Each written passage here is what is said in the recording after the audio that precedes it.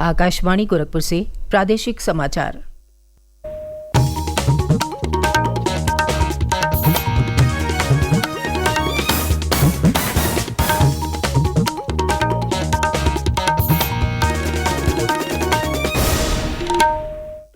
नमस्कार, समाचार बुलेटिन के साथ मैं सुकीर्ति अस्थाना। पहले मुख्य समाचार।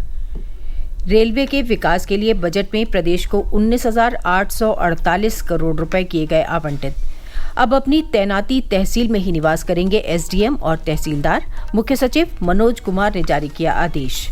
सर्वोच्च न्यायालय में 29 जुलाई से 3 अगस्त तक आयोजित होगी विशेष लोक अदालत। और बीएसएफ, सीआईएसएफ और आरपीएफ में पूर्व अग्निवीरों को शामिल करने की तैयारियां पूरी। सीमा सुरक्षा बल में भर्ती के लिए 10% आरक्षण और आयु में मिलेगी छूट।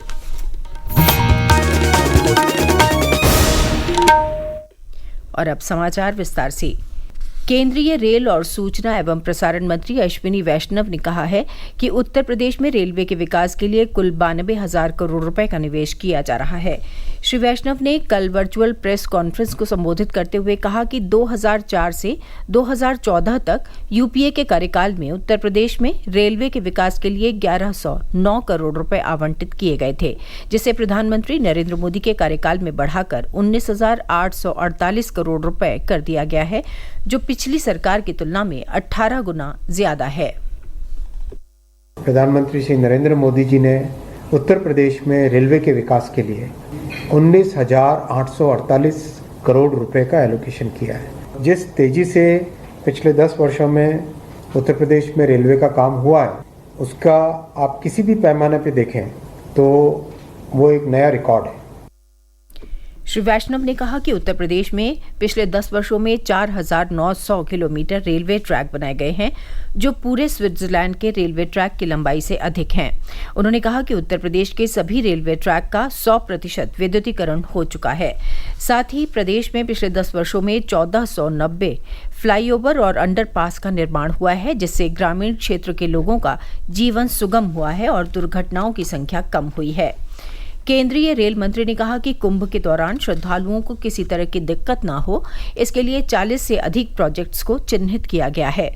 उन्होंने कहा कि प्रयागराज के रेलवे स्टेशन का पुनर्विकास कई चरणों में होगा। श्री वैष्णव ने कहा कि कुंभ की तैयारियों की समीक्षा मुख्यमंत्री योगी आदित्यनाथ स्वयं कर रहे हैं। कहीं कोई कमी न रहे, इसके लिए जनप्रतिनिधियों से फीडबैक भी लिया जा रहा है। बड़ी संख्या में स्पेशल ट्रेनें भी चलाई जाएंगी।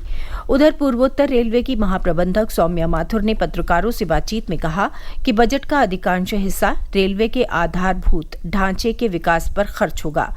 उन्होंने बताया कि ट्रेनों की आमने सामने टक्कर रोकने वाली प्रणाली कवच को मंजूरी मिल चुकी है। इसे इंस्टॉल करने की प्रक्रिया जल्दी शुरू की जाएगी। इसके लिए पहले ऑप्टिकल फाइबर बिछाकर नेटवर्क को कनेक्ट करना जरूरी है, जिस पर काम चल रहा है। उन्होंने कहा कि पूर्वोत्तर रेलवे में विद्युतीकरण का लक्ष्य पूरा कर लिया गया है। मीटर गेज लाइनों को ब्रॉड गेज में परिवर्तित किया गया है। तीसरी लाइन के निर्माण और दोहरीकरण के कार्य में तेजी आई है। उन्होंने कहा कि रेलवे स्टेशनों के पुनर्विकास का कार्य भी तेजी से कराया जा रहा है।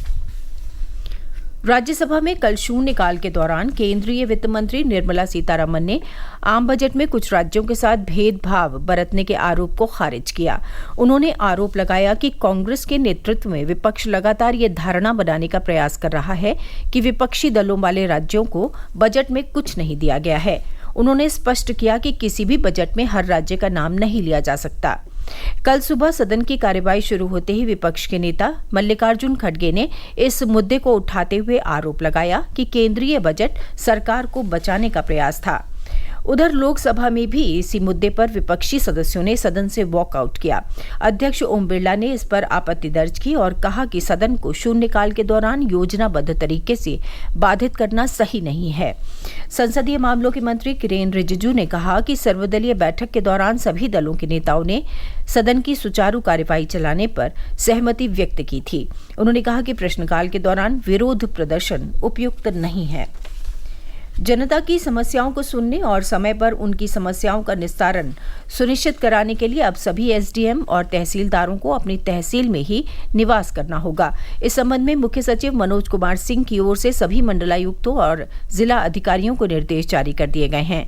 प्रदेश के मुख्य सचिव ने कहा कि सरकार की गुड गवर्नेंस की प्रतिबद्धता के लिए यह आवश्यक है कि तहसील स्तरीय प्रशासन पूरी सजगता और तत्परता से कार्य करे। साथ ही सभी जिलाधिकारी ईमेल आईडी पर 7 दिन के अंदर इस आशय का सर्टिफिकेट उपलब्ध कराएं। प्रादेशिक समाचार आप आकाशवाणी गोरखपुर से सुन रहे हैं। ये समाचार बुलेटिन हमारे YouTube channel AIR news Gorakhpur और एक्स हैंडल AIR न्यूज_GKP पर भी उपलब्ध है। लंबित मामलों को निपटाने और सौहार्दपूर्ण समाधान के लिए सर्वोच्च न्यायालय 29 जुलाई से 3 अगस्त 2024 तक विशेष लोक अदालत का आयोजन करेगा। भारत के मुख्य न्यायाधीश DY चंद्रचूड़ ने उन नागरिकों से इस पहल का लाभ उठाने की अपील की है जिनके मामले शीर्ष अदालत में लंबित हैं।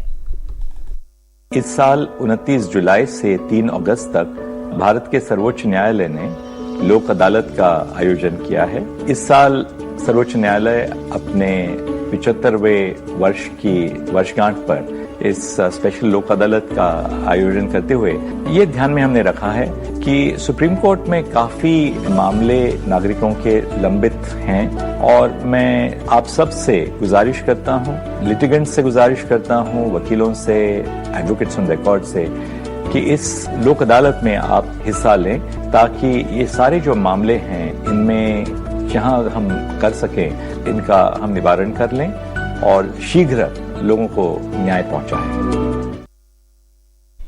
उधर सर्वोच्च न्यायालय ने अदालत की कार्य अवधि से संबंधित अपने नियमों में संशोधन किया है।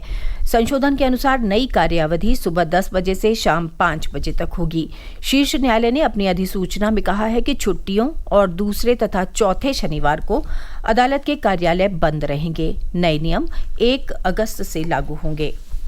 सीमा सुरक्षा बल BSF, केंद्रीय औद्योगिक सुरक्षा बल CISF और रेलवे सुरक्षा बल RPF जैसे केंद्रीय सशस्त्र पुलिस बलों ने पूर्व अग्निवीरों को अपने अपने संगठन में शामिल करने की तैयारियां कर ली हैं। BSF के महानिदेशक नितिन अग्रवाल ने कहा है कि पूर्व अग्निवीरों को सीमा सुरक्षा बल में भर्ती के लिए 10% आरक्षण और आयु में छूट मिलेगी। CISF की महानिदेशक नीना सिंह ने भी कहा कि पूर्व अग्निवीरों को कांस्टेबल के पदों पर 10% आरक्षण, आयु और शारीरिक दक्षता परीक्षा में छूट मिलेगी। RPF के महानिदेशक मनोज यादव ने कहा कि रेलवे सुरक्षा बल आयु सीमा में छूट और शारीरिक दक्षता परीक्षा से छूट के साथ पूर्व अग्निवीरों को बल में शामिल करने के लिए पूरी तरह तैयार है। सर्वोच्च न्यायालय के नीट UG परीक्षा 2024 दोबारा न कराने के आदेश के बाद देश भर में सरकारी और निजी मेडिकल कॉलेजों में स्नातक पाठ्यक्रमों में प्रवेश के लिए कल से काउंसलिंग प्रक्रिया शुरू होने का मार्ग प्रशस्त हो गया। शिक्षा मंत्री धर्मेंद्र प्रधान ने नीट मुद्दे पर सर्वोच्च न्यायालय के फैसले का स्वागत किया है और इसे सत्य की जीत बताया है। शीर्ष न्यायालय के फैसले पर मीडिया को संबोधित करते हुए श्री प्रधान ने कहा कि नीट घोटाले में शामिल दोषियों को बख्शा नहीं जाएगा। परीक्षा एजेंसी को पूरी तरह दुरुस्त करने के लिए उच्च स्तरीय समिति बनाई गई है। श्री प्रधान ने कहा कि समिति ने विशेषज्ञों की राय एकत्र की है और विभिन्न मॉडलों का अध्ययन किया है। शिक्षा मंत्री ने इस मुद्दे पर कांग्रेस के रवैये की निंदा की है। प्रयागराज महाकुंभ मेले की तैयारी बैठक में प्रदेश के मुख्य सचिव मनोज कुमार सिंह ने कहा कि आगामी महाकुंभ 2025 क्लीन और ग्रीन होना चाहिए। मेला क्षेत्र में स्थापित शौचालय साफ होने चाहिए। उनकी सफाई की निगरानी थर्ड पार्टी को दी जाए। ये सुनिश्चित किया जाए कि दूषित जल गंगा में प्रवाहित न होने पाए। उन्होंने कहा कि शहर के परिदृश्य को नया रूप देने के लिए भित्ति चित्र, साइनेज और जगह जगह स्ट्रीट लाइटें लगाने के साथ ही जंक्शन को भी सजाया जाए।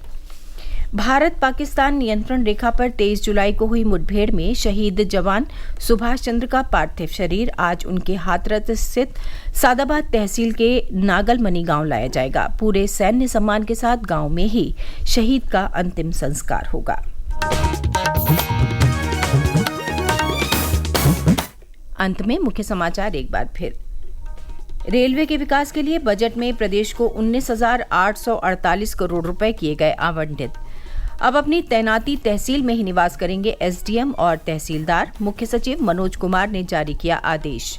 सर्वोच्च न्यायालय में 29 जुलाई से 3 अगस्त तक आयोजित होगी विशेष लोक अदालत। और बीएसएफ, सीआईएसएफ और आरपीएफ में पूर्व अग्निवीरों को शामिल करने की तैयारियां पूरी।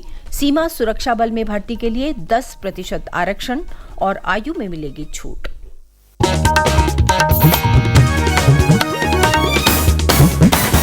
इसके साथ ही समाचार बुलेटिन समाप्त हुआ। नमस्कार।